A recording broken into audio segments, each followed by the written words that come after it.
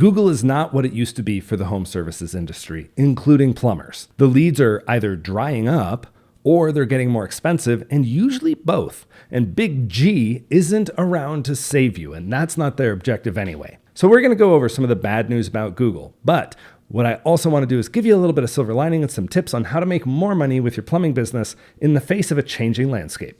So let's get talking. The Mammoth Plumber podcast. Tyler Williams on the mic.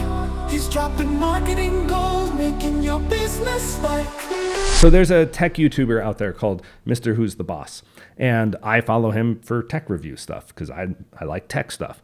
But he did a really good deep dive into Google's problems lately. And I'm not talking about the monopoly stuff or any of that. What I'm talking about is purely the platform and utilizing it, and how the platform has become so powerful by inevitably it's become worse. And because of that, a lot of people are starting to push back on Google, which I think is, the culmination of also some of the stuff that we're seeing with the monopoly and all that stuff. So all the antitrust stuff, I'm going to leave to another discussion later. But I think it's really important that you understand really what's going on inside of Google. And the video does a really good job of saying, all right, here's what's going on as far as like general search, but it doesn't really touch in for home services.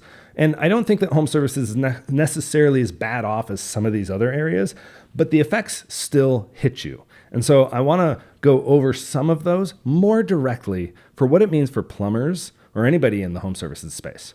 So it's important that you understand how Google works. Like what is their priority? Their priority is user retention. They want somebody to use them again and again and again. If they lose the user, they lose the eyeballs. If they lose the eyeballs, they lose what we marketers and advertisers call inventory. And the inventory is what they sell. Now, it's very important to understand where Google's money really comes from. Their money doesn't necessarily come from Google Workspace or all these other little tools and apps you can buy. The big bulk of their business, 95% of their revenue, comes from advertising. And advertising is what search is built for. So right now, if you hop into Google and you go plumber near me, you're going to get 2 local services ad spots. You're going to then get 4 Google paid spots. And then you're probably going to get 1 map pack paid spot. And results are going to vary depending on time of day, where you're searching from, all of that. But these are sort of like the standards that you're going to see. And so what this does is it means that all of your organic traffic is below the scroll line. And that's another way of saying is below the fold, which goes back to an old newspaper term. He touches on that in the video as well. But below the fold it means that the user, the person who's looking for a plumber at that time, has to scroll. And if they have to scroll, if they have to take any action, whether it's a click or a scroll, you start losing users. And that's why it's so important to be like one of the first ones that pops up. And then that's why it's so important that if you are one of the first ones that pops up, that you have one of the best pool of reviews. Because immediately it goes from visibility to a judgment call, right? And so for those of you who aren't hammering reviews, continue to hammer reviews. I will die on that horse. But what ends up happening is all those are paid clicks. And a lot of you are spending money on SEO, and I sell SEO. There's a time where SEO makes sense. But lately, a lot of the conversations I've been having is, hey, my SEO, we've been working on it for a year and it's still not getting me results. And I'm like, well, what else do you have in play? And they're like, nothing. I'm like, oh crap. You've spent a year not reaching an audience at all because you're waiting on SEO to actually have the effect you're looking for. But SEO has only gotten harder in that time on top of it. And you bought SEO at the wrong time. There's a time and a place for different marketing methods and different mechanics and levers to pull.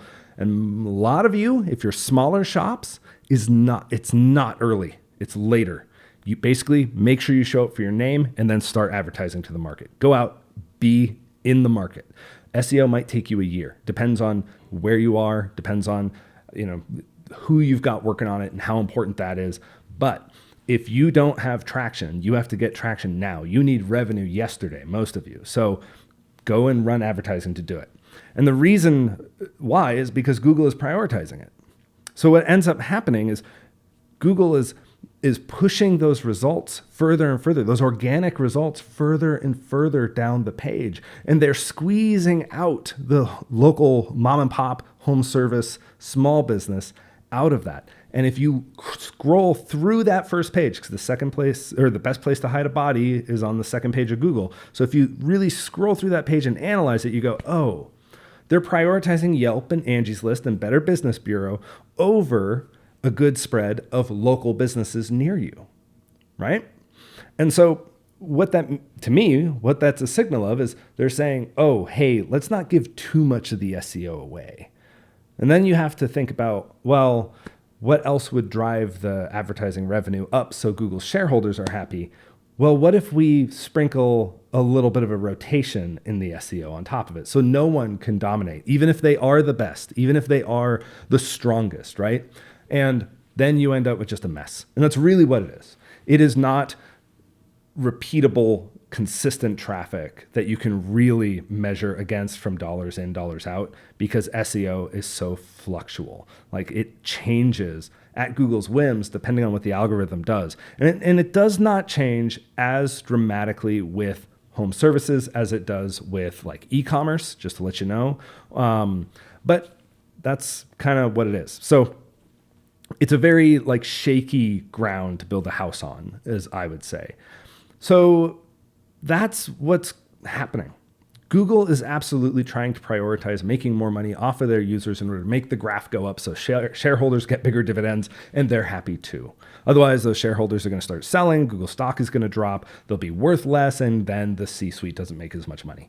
This is the game. This is the game of corporate America, and Google absolutely is part of that game. And you need to understand that and keep it in mind with your expectations on what you expect to squeeze back out of Google, right? Now, that doesn't mean it doesn't work. It doesn't mean that SEO and advertising are always doomed to fail with Google. I don't want to give you that impression either, because Google is absolutely dependent 100% on this platform of advertising to work. So if the cost goes too high and it drops out the bottom of the market, well, then people are going to leave it. Now, I don't know where that barrier is. Maybe Google is like, all right, cool. We want the companies that are doing 2 million and up, and everybody who's doing under that just can't afford their product. And that's theirs. They get to price it. Same way you get to price yours. So if that's the case, you have to fight a different battle than the one on Google. And you save that for another day when you have more revenue to go after that. And this is why I talk a lot about stacking your marketing efforts as you grow. A lot of people put it in the stacks in out of order. Like this, they aren't building a foundational thing to really build a marketing stack on. So what I think you need to do is really understand that Google is not getting better quickly. And it's not like, and throwing more money at things on Google might not be the best move. You really need to sit back and go, okay, what's the yield that we got out of this? Because everything's an experiment. What's the yield we got out of this? Does it make sense for us? Or should we pivot and try a different strategy? And then you go and you try a different strategy for a period of time, but you need to let it cook either way, right? So I just want to make sure that people who are relying on a company like Google and even Facebook, that you understand what the priorities of that big tech conglomerate company is. And then you can drive your priorities and your efforts with your own marketing through that lens. It's really important that you take the entire ecosystem of marketing in play and not just one. So, and I've got a whole nother idea for a podcast based on that. So the thing is, Google is not going to save you. If you are having a hard time with leads, Google doesn't have a magic button that you can hit and suddenly everything's going to happen well. If you're paying for leads on something like PPC, you absolutely need to make sure that you've got your sales process and your pricing down pat, and that you have a nurture process on the back end of every transaction to make sure those customers stay yours. So that would be like emails and text messages and all these other things. If you don't have those things, then the money that you spend on any platform really just becomes more expensive because you aren't capitalizing on the existing customer that you have.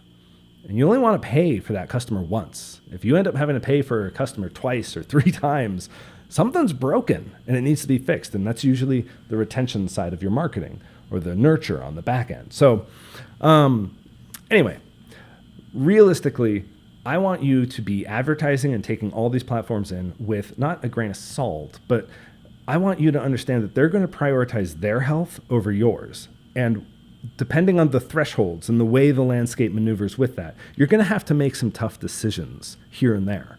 When everybody is saying, oh, go and dominate Google, and everyone does it, that becomes a saturated market. And Google gets to squeeze that for every dollar that they want because supply and demand dictates that they do. And if you get to a point where you're putting so much money into a platform that it's absolutely not feasible for you as a business, and you should be measuring in order to know this, well, then you need to pivot and try something else. And usually that something else is going to be something more brand-based, more broad-based and less lead-focused, or you're going to start looking at other platforms that also do lead gen and seeing if you can turn those into some form of revenue stream that works and makes sense for you. But I will always be a proponent of you need to be saturating your market in your message in order to build influence, and lead generation, whether it's SEO or it's LSA or it's PPC, is not influence. That is catching somebody who's falling immediately. But what you want to do is you don't want to grab somebody who's falling. You want them to jump straight into your arms. And that's what Facebook and display ads, mailers, even radio, billboards, your vans for branding, all those things cannot be ignored because you want to go catch a lead on Google. That's how you die. So I hope that this gives you some context. It's a bit meandering, but that's what I do. I like to talk about marketing and sort of just throw my thoughts out there. If you want my team to look at your marketing stack and sort of give you our thoughts based on all this stuff and the current landscape, go to tylerwilliams.net and you can schedule a consult with someone on my crew. We'll take a look and we'll tell you, all right, cool, here's what you need to work on. And yes, we're an agency. We do services, so we'll tell you what those are, but you're under no obligation to buy anything. Overall, I hope that this whole conversation continues to happen because this is evolving. This whole thing is changing underneath our feet. There might be awesome news down the road. There might be some terrible news down the road, but realistically, the audience is still going to be out there and they're still going to need your business. So all we have to do is change with the times. That's just business in general. Anyway, you take care and have a good one. Want to grow your business? Here's the plan. Go to tylerwilliams.net and be the talk of the land. Now let me tell you the epic tale of how Tyler Williams became the marketing man. His story begins when he was just a year-old lad. His mother needed a plumber, but the ads were so bad. The house flooded and sank, and Tyler was mad. Swallowed by the earth, into the abyss they fell. He blamed the bad marketing that led them to this hell. At 1 year old, he vowed to the stars above. He harnessed marketing power and did Plumbers some love. He's Tyler Williams, the marketing baby. From tragedy he rose to bring plumbers joy. With a vow to the stars and a plan in his hand, he's the one who'll save them, the marketing baby.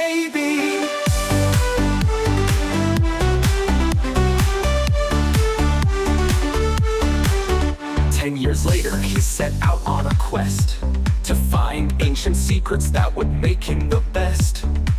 He tamed Mark the Mammoth and rode the wilderness vast, fighting bland campaigns, leaving them in the past. In a glowing cave with light so bright, he found a dead wizard clutching tablets of might.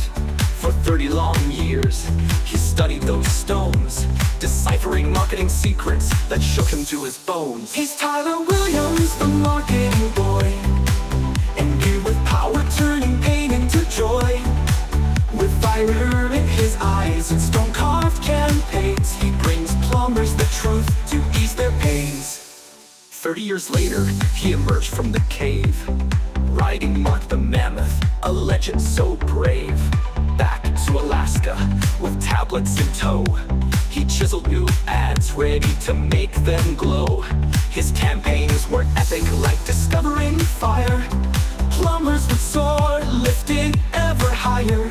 He hit the launch button, the world wasn't prepared. Neighborhoods flooded with jokes as